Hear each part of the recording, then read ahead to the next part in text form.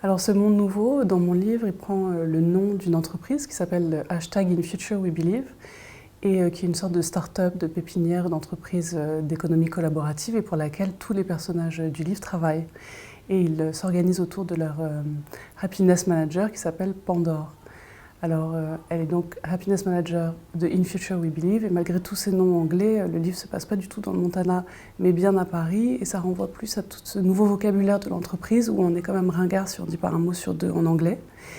Et donc, quand j'ai appris que cette fonction existait, le Happiness Manager, ce qu'on appelait autrefois DRH, directeur ou directrice des ressources humaines, ça m'a complètement fascinée. Et donc, je me suis un peu penchée sur cette fonction et sur ce glissement sémantique et sur ce que ce glissement révélait de l'idéologie du bonheur, de l'idéologie de ce monde nouveau.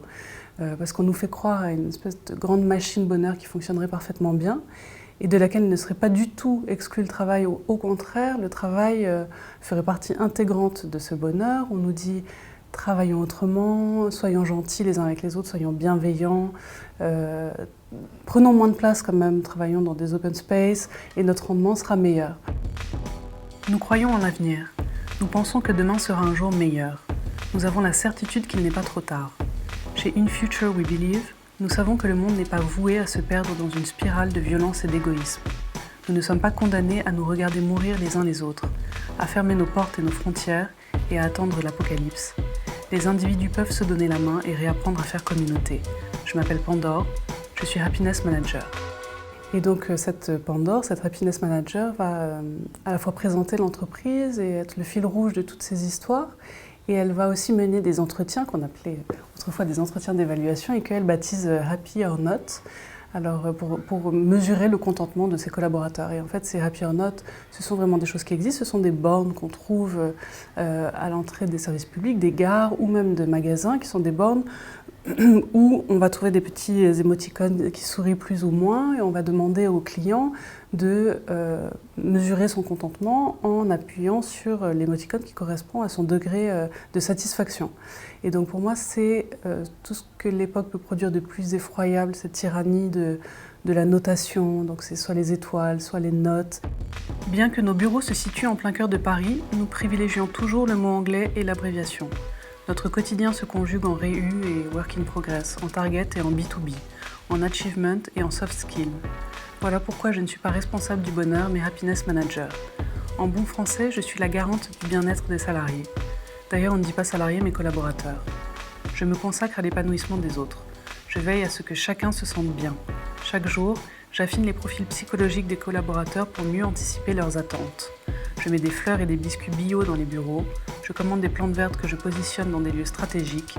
J'organise les espaces de travail pour que chacun bénéficie de la photosynthèse.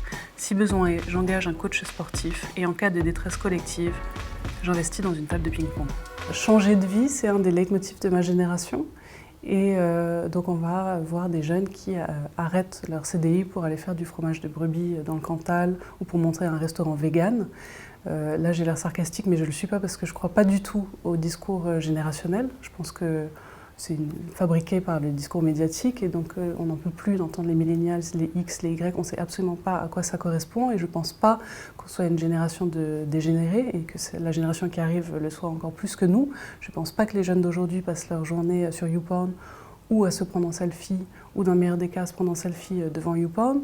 Je pense vraiment que tout ce discours générationnel, il n'est pas du tout fondé de manière scientifique et ça renvoie à pas grand-chose. Et justement, c'est ce qui m'intéresse, c'est ce fossé-là. Parce qu'en fait, ce sont des traits qui ont beaucoup plus rapport à l'époque qu'à la génération. Et donc, toutes ces histoires, ces micro-fictions vont brasser des thèmes qui me semblent importants dans ce monde nouveau, que ce soit l'écologie, les réseaux sociaux, les fake news, les selfies, et c'est justement cette volonté de trouver du sens et de peut-être changer de vie. Donc ce sont des histoires qui sont vraiment à mi-chemin entre la satire du monde de l'entreprise et l'anticipation sociale. Et si j'avais une seule référence, ce serait une série, ce serait Black Mirror, parce que je suis quand même une personne de ma génération et je passe mes journées devant Netflix. Donc cette série qui sont autant de récits éclatés sur les dérives à la fois comiques et cauchemardesques du monde à venir.